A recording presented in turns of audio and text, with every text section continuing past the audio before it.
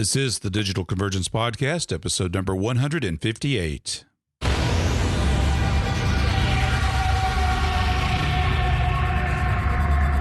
Welcome to the Digital Convergence Podcast, the podcast that's all about creating and making a living with digital media. Whether you're a photographer, a digital filmmaker, a musician, sound designer, an editor, it doesn't matter. There's something here for you. Now, what can you expect in this episode? This episode is all about real estate video. I am pleased to have on the show Fred Light. He's the founder of Nashua Video Tours. He talks about the secrets of his success for his thriving real estate video tour production company.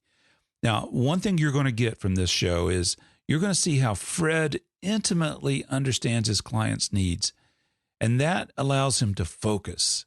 You're going to hear how that singular focus on what the customer wants has moved him to create a highly systematic way to consistently and profitably turn videos out each week that keeps his customers coming back for more at a price that they love, and he makes a good profit doing it. Now, before I get into the show with that interview, I want to mention something that I just got in the mail last week that I'm really excited about. You know, it's very rare for me to ever go and buy a hard copy, hard printed magazine. I used to buy them in droves years and years ago. It used to be one of my favorite ways to get information. And then, of course, the internet happened and my magazine usage started to dramatically taper off. And in the last few years, it's extremely rare that I've bought a hard copy magazine. Well, I made an exception not too long ago when I found out that my friends at MusicBed were coming out with a combination hard copy printed magazine, as well as an online resource that goes with it. And it's called Film and Music. You can go to filmandmusic.com for subscription details there. So what this magazine is, it comes out once a quarter. It's $15, which is reasonable considering the size of the publication. It's a 100-page physical book. And it's beautiful. It's absolutely beautiful. It's the photography is fantastic. The printing quality is great. You know, I had forgotten just how much joy it brings to me to hold a printed book or magazine in my hands. There's nothing like it. I mean, I love using my iPad to read, but there is something missing about holding a hard copy in your hand and turning the pages and the discovery that comes from that. There's no equivalent of turning the pages, just flipping through and finding something that catches your eyes on an iPad. It just doesn't happen that way. It's just a wonderful experience, but the photography in this is incredible. And the articles they're really good too. I'll give you just one example. There's an article on page 69. It's called Interviewing Almost Everything We Know on the Subject. Some great tips in this. For conducting interviews. There's also a conversation with Elliot Rush, Forget Everything You Know. That's an interesting article right there. I really love that, and some beautiful photography that goes along with the article. So you're going to love this magazine. If you're a creative, an artist, you know, this magazine will get you. It'll excite you. It'll get to your heart, as it were. So it's got a lot of good information. According to their website, the purpose of the magazine is this. It says it highlights the nuances of life in film and music production. It's a quarterly printed publication. It's published by both MusicBed and Film Supply.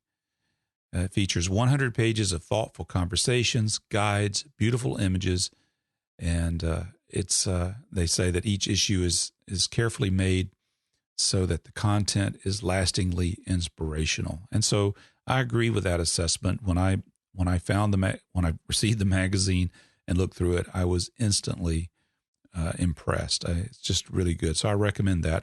There's no affiliate sales associated with this. MusicBed's not sponsoring this episode.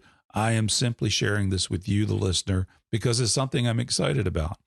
I don't know. Maybe I'm old-fashioned in a way, but I do love the printed magazine. I used to get How magazine and Communication Arts and those magazines, Architecture Digest. I used to love getting those magazines, and I stopped getting them a long time ago. I might I might have to start picking up an issue or two of those as well. But anyway, film plus music. It's a great addition for your library. So now let's get into the show.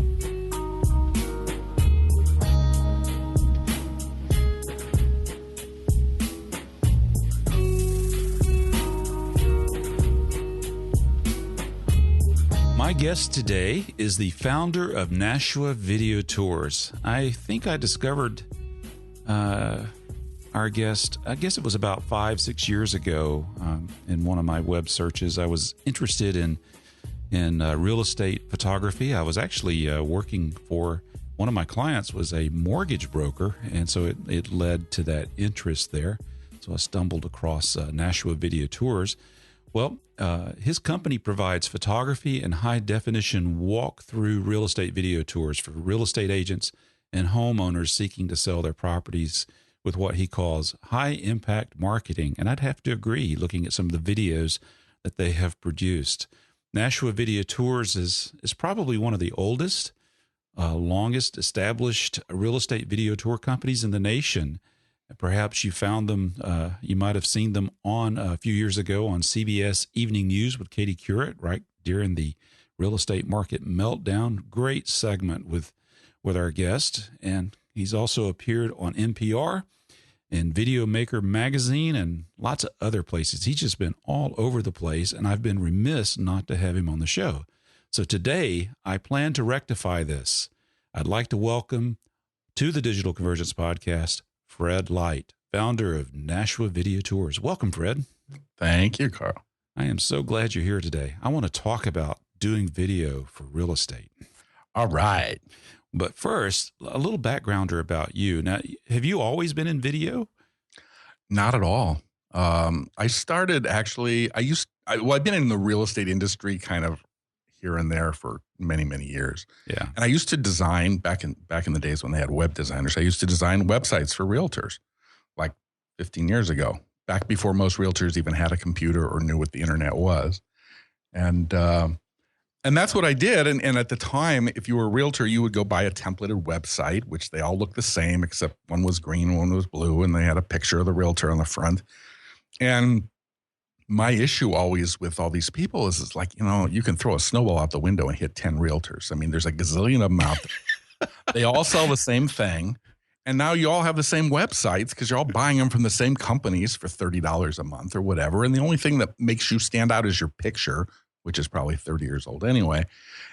So I thought that, at the time, these spin around kind of virtual tours were real popular in real estate, where you take your mouse and you twirl it around in circles. Yeah, that was that old QuickTime VR thing, wasn't it? Or yeah, it was. Like it was quick. It's exactly what it was. And at the time, it was state of the art, but it was also really goofy. People don't view space by twirling around like a top, Right. So I just had this cockamamie idea. I'm like, wouldn't it make more sense to actually like walk through the house with a video camera in your hand and, kind of show the layout and the flow and how people would really see it if they were there. But I didn't know anything about photography or video at the time. So I just went out to Circuit City, which was still open back then, and I bought a little Sony Handycam high definition camcorder. No, I didn't buy high def. First one was like regular def. And then I got home and read the book and started to figure out like how to shoot video. And that's how I really got started. And then, of course, I realized very quickly that this was harder than I thought, number one. Number two, you really couldn't put video on the internet. That was my bigger problem, which, of course, I didn't know anything about video, so I didn't know that wasn't possible. But that was back in the days where the videos were like the size of a postage stamp, and you had to download QuickTime if you were on a Mac, or Windows Media Video, the player if you're on Windows, or Real Player, or one of these. I had to have a paragraph of instructions. It's like, if you want to watch this video, this is what you have to do. You have to go to this site. You have to download this program. You had to, install it. This is how you install it. And then you had to like go back to this website if you could find it again. And then you could play this video, which, everybody was on dial-up still. So it was a tiny video. It buffered forever. It was a joke. It was. But you must have had a measure of success because you started early and you've been doing this ever since. I did, but it was, I spent more time fielding phone calls from people that, all their videos were buffering. They didn't know what that meant. And, they downloaded the QuickTime or whatever, and then they couldn't figure out how to get back to the web. It was just a mess. And I just gave up because it's like, this is too much work, And I actually went out and bought one of those things to do the spin around tours. It was like a mirrored lens you put on your camera and you aim it to the ceiling and it makes this donut thing and it stretches it out in software. And I hated that. I did it for a month and I sold the thing on eBay. And I'm like, forget it. And that was the end of it. And then I'm like, back to doing what I was doing. And then I think it was like about 6 months later, all the stars aligned one day and the real estate market tanked and people needed better ways to sell properties because it was tougher than it was in the past. And people, more people had broadband than not. So broadband was almost now the majority, not the majority, but it was more than half of people out there. There's still some dial-up people. And Flash kind of became the dominant way of delivering video, which at the time, there were all these different ways, but Flash kind of won out. And then YouTube showed up. This is before Google even owned it. And so now there was a kind of a place to be, and a place to put stuff. So I thought I'll start back up again. So that's when I really started. Because it's just like I woke up one day, I'm like, I think I can do this now. And so, the video was a little bigger and, there were still some problems for a few years. Now it's so much easier, obviously. Well, that's cool. So you went from the age of the animated postage stamp, then YouTube is on the scene, and now the technology is making it more viable to use video. So today you're producing video footage full time for the real estate industry. So there had to have been a pretty good response to this. How have you seen this market evolve since the real estate crash of 2007, and how has it affected you in your business? Well, it started off slowly. I was working with a few people, and I would get a few calls here and there, and but it was slow going because a lot of people just didn't see the value in it, and a lot of these people didn't even have computers, really. So they were still in a whole nother place. When you say people, are you talking about the real estate agents? The real estate agents. Yeah. Oh, yeah. But the neat thing with this business is if the market is crappy and you can't sell houses, video helps sell houses. Okay. If the market's great, like right now, our market is great. You can sell a house by the weekend. Okay. You don't even need pictures. It'll go like that. It's crazy market right now. But the benefit is to the realtor because realtors get more listings if they offer video. That's just a fact. Matter of fact, that's been the magic bullet for 10 years that some people just don't understand is that if you offer video, sellers love this stuff. You're making a movie of their house. There's no better way to appeal to their ego than that.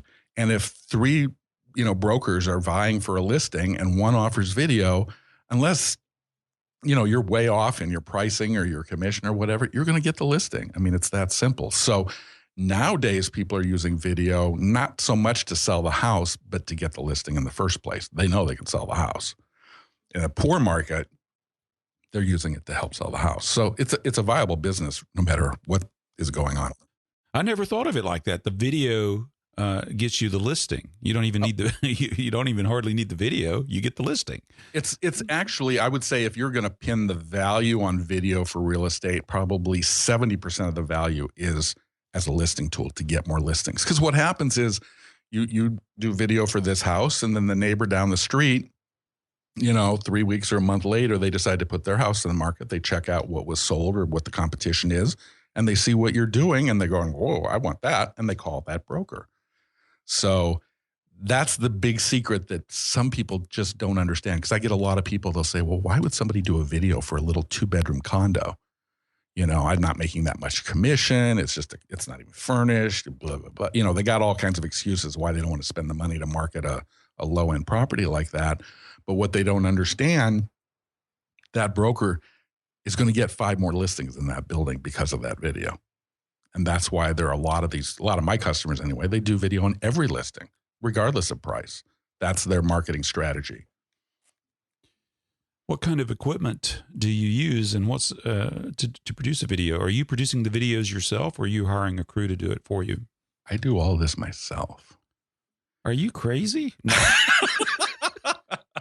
I know I'm going to say that. This year I have somebody that does still photos for me. So people that just only want still photos, he's doing all that, which is nice because my video business is much busier than it has been in the past. So, but yeah, I do. Yeah, most of the houses I shoot still photos and video. Yeah, I do it all myself. You do all the shooting of the video yourself. I've done all of it myself for 10 years. Yeah. Do you do it because you love it? It's fun. It really is. The biggest problem in this business, for me anyway, is it's probably in this area. It's not the same, I'm sure, in California and where the weather is more tempered throughout the year. But we have the spring market's the busiest time of the year in real estate, generally speaking. But here it's very, very busy because over the winter, just a lot of people don't put their houses on the market. There's snow, it's cold, the holidays, all that kind of stuff. So you need to mention where that is. I failed to I'm mention. in the Boston area. Okay. In the Boston area. Yeah. So, last winter we got like 9 feet of snow in a month, right? So the real estate market from February, March, and April was pretty much February and March specifically was very. I wouldn't know what that's like. I live in Atlanta, so. Well, that's what I mean. So I think our spring market is probably a little more intense than it is in other areas where, the market is a little more spread out. And this year, because basically February and March were dead, I mean, you couldn't even drive around here. All those February and March people are piling on top of the April and May people, and that's normally the busiest time of the year. So this year is crazy. I mean, it's very intense and it's very, very busy, way busier than it normally would be at this time of year. And that's probably the downside is that it's cyclical, and the real estate industry in general is cyclical. I mean, from November 1st to March 1st, I can go on vacation. Nobody'd ever know I was gone. But right now, it's nuts.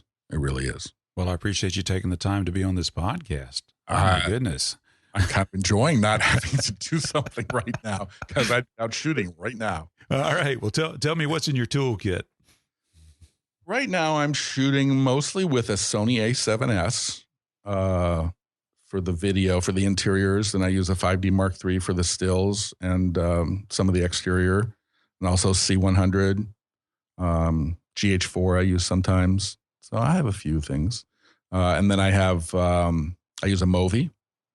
Nice. For stabilizer, along with obviously a tripod and slider and all that kind of. Right. Yeah. Kind of happy stuff, but yeah. Very nice. And do you do any aerial photography as well? Yeah. And I have my little drone. I'm on my 5th one now. Oh. First one's in a tree. Second one's in a swamp. Third one's in pieces in my basement. And I just ordered a new one actually. But yeah, I do some. Yeah. The reality is 9 out of 10 properties I shoot don't warrant a video. So right. It's a huge part of my business. But, I do a lot of big estates and stuff up in Vermont, where they've got acres and acres and swimming pools and ponds and tennis courts. And, for properties like that, it's awesome. So is the bread and butter, is it still photography or video or a combination? What's the ratio? Right now, here? I would say probably 30% of my business is just still photos only. And then 70% is video and stills. Now you do something that a lot of people don't do that's in this business or in the, video pros in general. You publish your prices on your website. I do. I always have, actually. I never really thought about it. It's not a criticism. I think it's interesting that you do, though. So I just wanted to get your thought process on that. I'm big, I would like people to just call. Well, this is what they do. They just call and say, when can you come? Okay. I don't want people to call and we have to have this long discussion about pricing or whatever. It's all out there. No proposals and all that. No, I don't do any proposals. I don't do any contracts. I don't do a lot of stuff. And that's why my prices, I think, are fairly low. I I don't offer choices of music. I don't offer previews. I don't offer edits, nothing like that. Do you ever get any pushback on that? None. Zero. That's the beauty of a package service. I've heard this a lot in the last year or so, packaging up your services instead of doing it by the hour or day rates and things like that, and doing proposals. I hate doing proposals. Well, my problem is, first of all, you got to understand real estate, and I hope I don't offend any real estate agents, but they're generally known for not exactly parting with their money on it easily. They don't want to spend money on anything. And so, I think you've got to stay within a price point or you're going to pretty much lose the majority of realtors out there.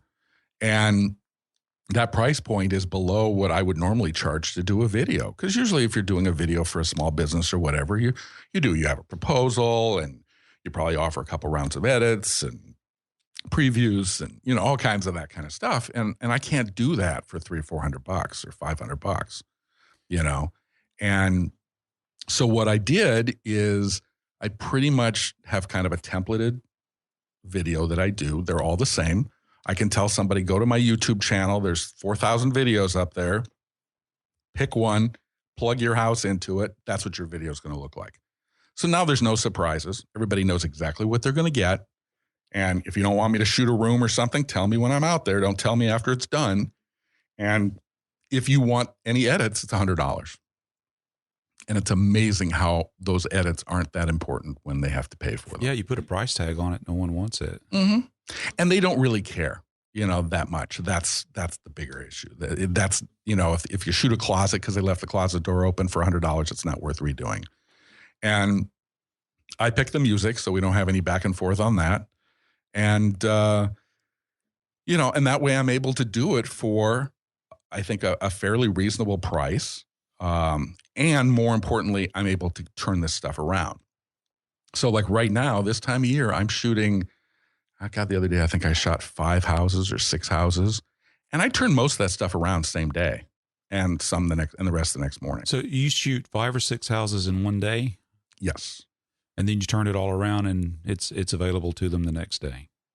Even same day. Or same day? Yeah. I'll probably get half of them done same day, and then the rest I'll get out before I leave in the morning. Yeah. So you really have to be disciplined in the format of your video and the deliverables that you give to make your time count. Well, when you have, I can do this in my sleep, so okay. I shoot to edit, and I have a very fast computer. So, I'm able to multitask like a crazy man and do, so I can be compressing 3 videos at the same time I'm editing my 4th one and be uploading 3 or 4 others at the same time. That explains the brownouts in the grid up there in Boston. Yeah. Oh yeah. Yeah. No, I do a lot at the same time, but I mean, I've got a computer that can handle that. That was always a problem in the past. It just, just couldn't do all that at once. But the most important thing with these people is timing. If I shoot it on Tuesday, they need it on Wednesday because they're having an open house on Thursday, so you can't be sitting on this stuff for 4 or 5 days. So the most important part is the price is fair and that the turnaround is good. That's what they really want. This is fascinating to me because it goes against what we normally think of when doing a video job. We're talking about have a meeting with a client, storyboard the idea, then go set up for production and have, all your lighting and audio, the whole setup that goes on that. But that is not what is happening here. You've got a premium package, for example. I see $349 for that to be profitable. You already know what the product is going to be. I mean, this is fascinating to me. I love this out of box thinking when it comes to the way we do video. So, well, it's the only way I could do it because I found out early on. I had one lady once. I don't know what she was thinking, but she had already taken some really crummy still pictures of the inside of the house. So she just wanted video of the outside of the house, and she wanted me to use her still photos in kind of a Ken Burns kind of thing in the middle. And I'm like, whatever, Yeah. So I don't care. So I did it, but I realized it took me 3 times longer to put that video together than it would had I shot the damn thing myself and just, you know what I mean? Because my workflow is so tight that I can put a video together in well less than an hour, not even, have it edited, music, narrated, even exported, compressed up, the whole works. It's so, doing that took forever. And I'm like, oh my God, that's the difference. Once you start varying from that formula, then it takes more time. Well, but now when you go to the shoot, I mean, how long are you at a home? If I'm doing still photos for an average size house, it takes about an hour to shoot the stills, and it takes me about 20 minutes to do the video, to shoot it. So you're on location less than 2 hours. 90 minutes usually. Yeah. Okay. And a bigger house like I did, Thursday, I think I did an 8,600 square foot house and then a 13,000 square foot house. And those both, I mean, the big house took me, I think I was there for 4 hours. But they paid $1,000 for that. Well, and you pay a premium, they have to pay a little extra for the larger square footage size. Correct. I see. Yeah. Correct. Okay. So, that one takes a little bit more time, but I on an average, like 4,000 square foot house to just shoot the video takes me 20 minutes. Oddly enough, I've been doing this for so long, I don't even have to walk through the house. I just shoot it. I mean, people say, you want a tour? I'm like, no, just get out of my way and turn the lights on and I shoot it and I'm out of there. And you're shooting with available light. Yeah. You're not setting up any extra lights or anything like that. Not setting any lights up. No equipment other than just my little Movi and my little camera. Are they responsible for staging the house? I mean, yes. So you show up and you start shooting whatever, even if toast is on the counter. Well, I kind of try and push the toast into the. Okay, there you go. Slide it in the drawer on the table. Hey, I could tell you stories that would blow your mind, so you never know. I went to one house and they had bloody sausages on the counter at like 10 o'clock in the morning. I'm like, really? Oh no. So, but generally speaking, they're staged, and but that's the real estate agent's job to do that. Absolutely, that's not your job. No.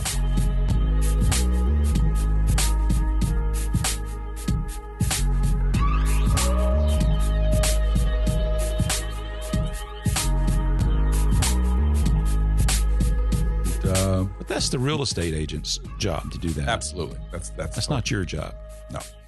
Okay. And as I get busy, if I'm shooting, 5-6 houses a day, I don't have time to be staging their house and throwing the sausages in the garbage disposal. I need to get in and get out. And I don't really allow even a lot of buffer in between because I just have so much. I mean, I'm booked out 2 weeks right now, and I will be all till July probably. That is incredible. Now, how do you get paid? You mentioned that real estate agents tend to be, I'm sorry for all the real estate agents out there that may be listening to this podcast. What's that old cliche that's always, I have friends that are real estate agents and we're still friends. Yeah. Yeah. So anyway, if they're tight-fisted with paying, how do you ensure that you get paid? Is it a problem? They're not tight-fisted with paying. Well, first of all, realtors, that's a whole nother story, but bottom line is 10% of the realtors do 90% of the business, Yeah, that's true. That's true. Most realtors hardly make a living. Some of them don't even sell a house in a year. Just because you have a license doesn't mean you're selling anything. And a lot of them don't make much money. Those aren't my customers. My customers are the top-tier customers, top-tier realtors out there. And even of the 10% that do 90% of the business, probably half of those are buyer agents. So they're not using my services either. So I'm really only dealing with 5% of realtors out there or less, that are going to be utilizing these kind of services. And they're the best, so they don't have a problem spending the money and they don't have a problem paying me. It's the other ones. And that's why it's kind of a hard group to market to, because most of them, they just look at, they'll look and say, well, when I get my first $1 million listing, that's when I'm going to use you. And I'm like, good luck. Well, then how do you find that top 10%, that top tier of real estate agents that's willing to use this service? That's the secret. I don't, because that is the biggest waste of time ever. I mean, if I told you, you could advertise in this publication and you would be able to reach 5% of your demographic, you'd probably laugh me out of the room. It's just, it's such a tough group to find. And then they're all independent contractors. So it's not like you can go to an office and, meet with them or make a presentation at a sales meeting or anything like that, because they do have sales meetings, but the only people that go to sales meetings are the people that don't do any business because they're all looking for a magic bullet to make them do business. The successful realtors are out selling houses. They're not going to sales meetings. They're not going to conventions, so I did all that stuff and, years and years ago, and it was just like knocking my head against the wall. And that's the problem most people have in this business. It's like nobody's interested. I can't get anybody to do it. Nobody will pay the money, And yet you're booked 2 weeks out. Correct. Well, I decided many years ago, I'm like, I'm not going to go hunt down this tiny little group of people. I don't have time for that, And I just seem to be just hitting my head against the wall no matter what. I used to drop off DVDs at offices and stuff, and I wouldn't get a phone call. I used to send out flyers. This is 8 years ago, But now I let them find me. So all the videos have my name, my logo, a link to my website. I make it very easy when people see, these tours that they know how to get a hold of me. And I let them find me. And that way I don't have to sell them on why they should use video. I mean, I can tell you I've never had that conversation with a customer. Nobody's ever called up and says, well, tell me what's the return on investment? And how is this going to happen? No, but never. They call up, they say, when can you come? That's it. They're already sold. They already get it. So that way I just get the product out there. I upload this stuff to tons of websites. I'm all over Facebook. I make it I get the stuff out there. So the right people see it and I let them call me. Marketing. I've never done any marketing in probably 6 years. But each video has your contact information on it. You got it. That is awesome. I'm looking at your about page, your FAQ here. And I think it's interesting that you retain all the copyright. Correct. To your videos. Do you get any pushback on that? Nope. You only get pushback if you let people push you back, I guess. No, I don't have any issues with that at all. Never, not once. I love that.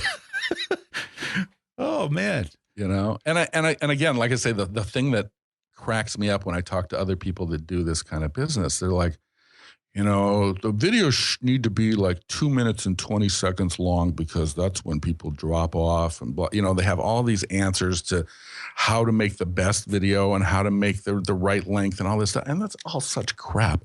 And nobody cares about that. It's so funny. I've never had a customer ever ask me about stats. Yeah. I don't provide stats. I've never had a customer ask about that. Or when people drop off, or how long the video should be. Nothing. They don't care about any of that. They don't care because you know what stats matter to them? Did the house sell? When the neighbor down the street says, I want to list my house with you because I saw this video. Or when they have an open house and people walk in and say, I saw this video, that's why I came in. And when the seller, does a little dance because they did a video on their property, that's why they come back and do it again. And they do. I mean, my repeat business is 100%. Almost nobody does this once. Literally almost nobody. Ooh, it's recurring.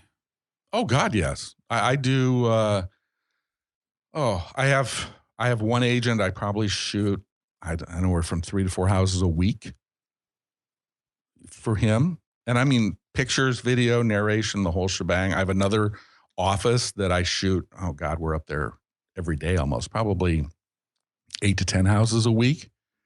They do every listing and they list a lot of properties. They list 50, 60 properties a year. So, it's a totally repeat business, but I get new people. I mean, I get new people every single day and I get calls from new people every day. Now, for this to be profitable to you, pretty much have to stay within your area where you live and work. Sort of. Yeah. Okay. Elaborate, please. Well, I mean, we're in New England, so, I work, it's a beautiful within about place. a 60-mile radius of where I'm at here. Okay. But I do a lot up in Stowe, Vermont, which is 3.5 hours away. Yeah.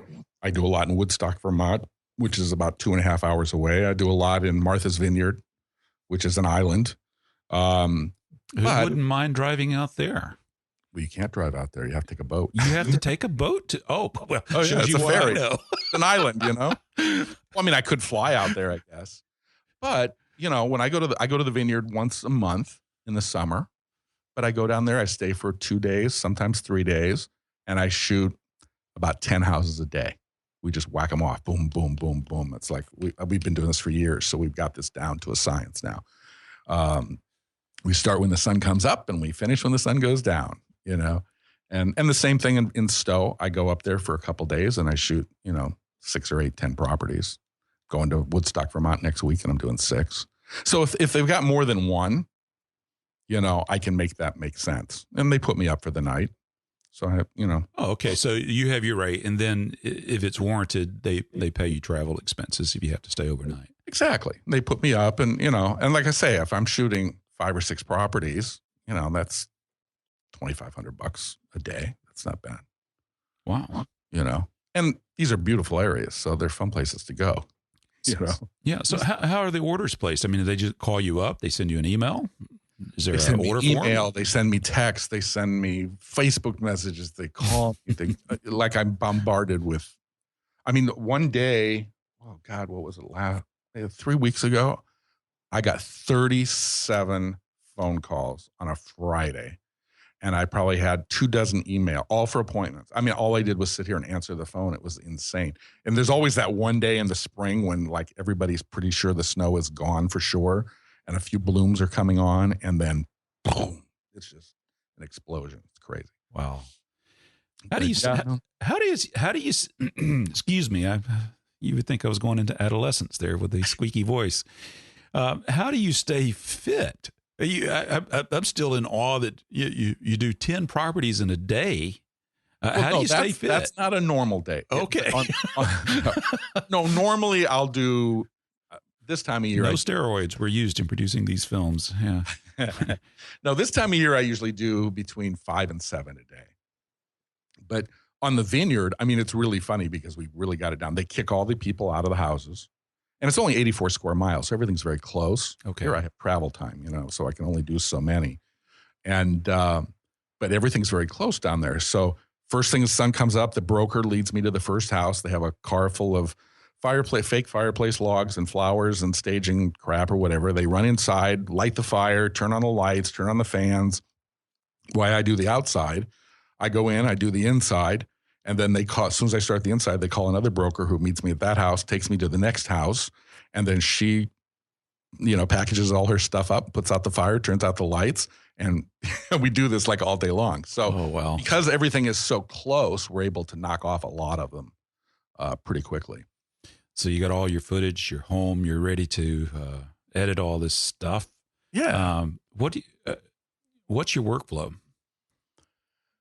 What's my workflow? Well, I bring in like all my cards because I have a number of cameras that I use. So I have all my cards and I throw them onto my computer right away because I've had problems with that where I thought I did and I didn't. And then I erased something that's not good. And I sort them out by folders, by addresses. And then I usually, I'll process the photos first. And then. Are you doing that in Lightroom, Photoshop? Or? Yeah, Lightroom. Okay. And then I just create the opening slide for the video, and I create a Google Earth fly down for each property. And you have to have a license to do that. You don't anymore. Google? I used to pay $400 a year for that. They just made it free as of like February this year. Oh wow! Oh, that's good to know. So, and you can make an actual video with that, a high def video. Okay. So I have to create the map, and then I use Final Cut Pro 10. Good. I just throw everything in there. And like I say, I shoot to edit. So everything's in the correct order. And, I put it together. It takes me probably 30 minutes for most of them. If I have to do narration, then I have to record that. That takes a little bit longer. And then I export them all out. I try and do them all in a batch. So I'm kind of not doing things over and over and over again. So I'll edit all the videos for the day, and then I'll export them all out, and then I compress them all, and I use Sorensen Squeeze. So I just throw them all in there, squeeze them all down, and then I upload them to my player, and then I build a web page, which, again, these are all repeat customers, so all that stuff's kind of already there. I just create an old one and throw in the new video and send them off to the customer. Awesome. Do you do any grading or anything like that in Final Cut, or you just? I do. I'm starting to wonder why, because it's kind of bogging me down a little bit. But yeah, a little bit. Yeah. Okay. Yeah, any type of thing like that does take extra time, and I can see where you're working toward the process of how can I produce this as quickly as possible and give them a quality product. Right. And I mean, Yeah. was it last year? I guess I went out and bought the new Mac Pro.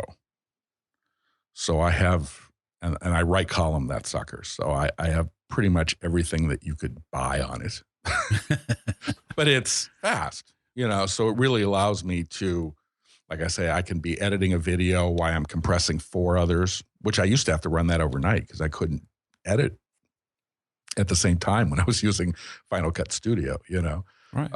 There just wasn't enough RAM or whatever I needed. So, and I had different computers doing different things. I'm able to do everything pretty much on one computer now. At what point did you said you've been doing this for 10 years, but at what point did you feel like it just clicked? It's been clicking for, I would say, 5 years for me. I mean, I literally did not have any competition for up until like 4 years ago. I was the only game in town. Matter of fact, some people sometimes they say, "Oh, I do video." I'm like, "I've never seen you before, so you don't." I could say that because literally I was the only one here, period, doing it. Now I probably have a dozen competitors here in the area that are doing it. Kind of copied me a little bit. Well, that's, I guess, a form of flattery, huh? I guess. Well, it is. It was kind of a funny story. Last year, I had a car accident. I broke my hip. Oh, no. Right at the beginning of the spring market. Perfect timing. And so I was out for 6 weeks. Well, people were crazy because they needed me, and they promised me to all their customers. So, well, who can I use? Who can I use? So reluctantly, I gave them a list of all my competitors, which is probably the last thing you ever want to do, It's the best thing I ever did. And how so? Well, you don't know what you got till it's gone kind of mentality. I mean, First of all, I got a call from one of my customers. He's like, this guy's been at a ranch for 4.5 hours. What is he doing? Because I'm in and out. See, I would have probably been that guy. Well, because they have to wait for you. So they have to take their time. The realtor has to be in the house there. So, they got things to do too. So you can't be lingering forever. So it's like, what is he doing? And I had some people that never got their stuff. I mean, they shot the video and they never delivered it. I had people that were rude. Sellers kicked these guys out of their house and arrogant. And I mean, I got an earful. I can't even tell you. I even had one customer called up and said, "I will carry you around. Just come back." And then, I probably shoot more video in a day than they all combined shoot in a week. So all of a sudden they had this huge windfall of business, and they weren't ready for it. So, they would take 2 or 3 days to deliver the video. Well, now all of a sudden they're shooting like 3 or 4 a day and it's a week, and people weren't getting their stuff in time. And best thing that ever happened. Well, Fred, it's amazing how that works. Yeah, that is. It really is. It really is. So, and I lost almost no business. Everybody was back. So what a clever marketing technique. Refer your competitors, let them do the job. Well, you know what? I was the only one in town for a long, long time. So for a long time, nobody ever really even thought that there was anybody else out there, and they didn't use anybody else. So, when somebody does what they do, you just kind of assume that's the way it is, but it's not always, obviously. Yeah. So. Well, Fred, I think you've probably, in a good way, pushed a lot of buttons for some of our listeners. I know a lot of us take a very traditional approach to video, but what you've been talking about really resonated with me because, when I was producing my training series for water damage restoration, speed was key. Speed was key, and I had to develop a very fast shooting style and a fast editing style because, frankly, I didn't want to work all the time. I just wanted to profit from my training series. It's not always the case, right? Can I get this down to 2 or 3 days a month? That's all I wanted, Yeah. So, but you have to think differently because you can't be doing proposals. You can't be doing storyboards, or extensive color grading and all of these things because they just kill your productivity when you're trying to do this type of thing. You know what it comes down to, and I've been listening. I drive a lot, so I've been listening to your show for a long time. it all still comes down to business, you know, and that's where I think most people fail in this industry, or any creative industry for that matter, is it's about business. It's not about art. I mean, as much as that would be nice, I would love to just create art, but nobody's going to pay for that. And, you know, I can tell you, if I had to list the top 10 things that are the most important for my customers, the kind of equipment that I use and the kind of grading that I do and the kind of equipment and cameras that I use, even the quality of my work, that's not on that list. It's not. So what would be the top 10? The top one is that you're responsive when they call and they need you to come, that you can come at a time that works for them, that you can produce at a time, you know, in a timely manner for them, that you're nice, that people have fun working with you because they got to stay in a house with you for an hour, you know. So if you're a curmudgeonly old, you know, arrogant bastard like some of these people evidently are, you know, that's not fun. They want to have fun. They want to enjoy it, the time that they spend with you, and they want to have this stuff done when they need it. And that, you know, that's what's important. I've never had anybody ask me what kind of equipment I use ever. You know, nobody cares. They just care that you can be there and do a good job and that the price is fair. Yeah, I like on your website, you don't even mention what equipment you use. You just say, we have over $50,000 invested in our top of the line cameras, lenses, tripods, and blah, blah, blah. Okay. They just, there's no specs. There's nothing there that says you use a Sony A7S and customers buy people. They don't buy specs, you know, and that's, you know, as one of my biggest sources of new business is one of my competitors because people hate him. He's such an arrogant, you know, photographer. And, you know, that's where we get a lot of our business from because people want to do business with people they like. You know, it's not rocket science. Well, that's a good takeaway for all of us today. Fred, where can people find out more about you and what you're doing at Nashua? Well, my website is NashuaVideoTours.com. And that's, I guess, it. I'm on Facebook. I'm big on Facebook. That's, if I have to say I do any marketing, it's Facebook. Oh, okay. Okay, I'll include that in the show notes there. I'm not sure that's really marketing, but it's your presence there. Yeah. Yeah. And I know you're on Twitter as video. You're not on Twitter? Oh, you know what? I think it automatically goes out something from somewhere. No, I don't do Twitter really. I do Facebook. I think that's the big one for me because I deal with regular people and regular people are on Facebook. They're not on Twitter. What kind of people are on Twitter then? What's that? I wonder what kind of people are on Twitter then. No, well, I mean, I think more techie people are on Twitter. I meet more people on Twitter. There are more people that say, I don't understand Twitter than anything. You know, I mean, right. Yeah. The people that get it. But Facebook, your grandmother can be on Facebook. And as soon as she registers and signs up, she meets like 20 people she went to junior high school with, you know, and all of a sudden they get it, you know. So, in Fred, you're a very practical man. Very practical. Yeah, I like that. Well, Fred, thank you for being on the Digital Convergence podcast. You're welcome. Nice talking to you.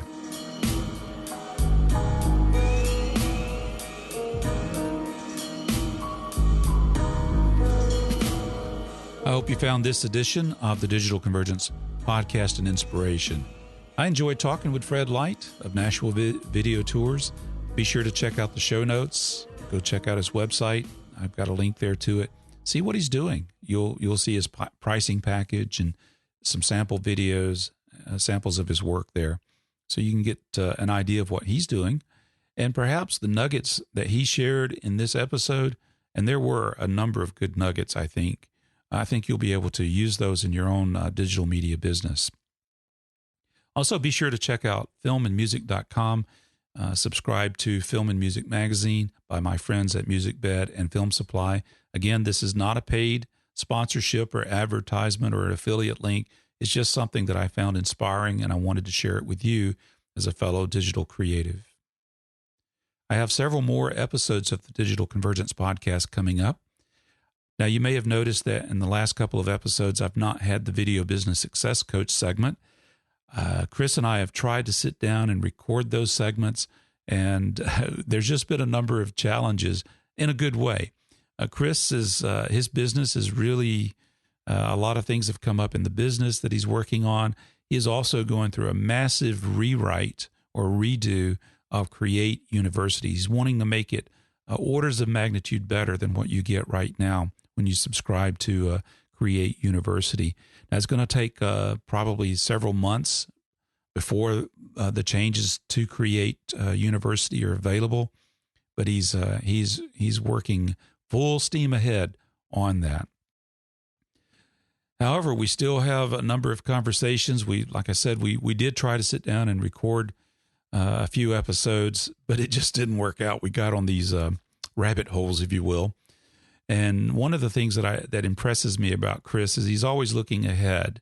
He's looking ahead to what's happening in the business and how we need to change and adapt to that. You know, one of the things that we've been facing is this downward spiral in pricing for our work. You know, what can we do about that? There's also this freelance economy. You know, there's so much pressure to make more money when sometimes all we want is just, you know, to have a reasonable lifestyle business, and there's nothing wrong with that. So we had this long, extended conversation about that, and we decided, you know what, let's just record this conversation. It's passionate, it's raw, it's unedited. You can see us kind of working through some of the thoughts and wrapping our heads around it. But I think it's one that will resonate with you, and we want to hear your voice in that conversation.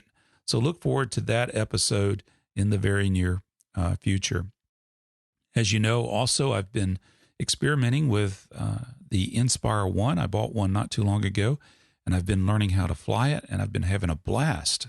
It is so much fun.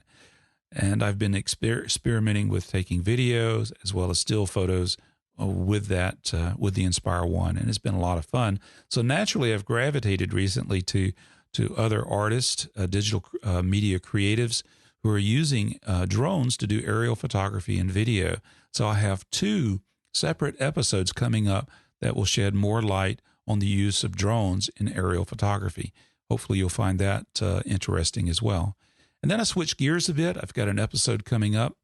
I haven't decided. I may split this up in 2 episodes. I'm not sure. There's a lot of content in this, but it's about recording audio in the field. So look for that very soon.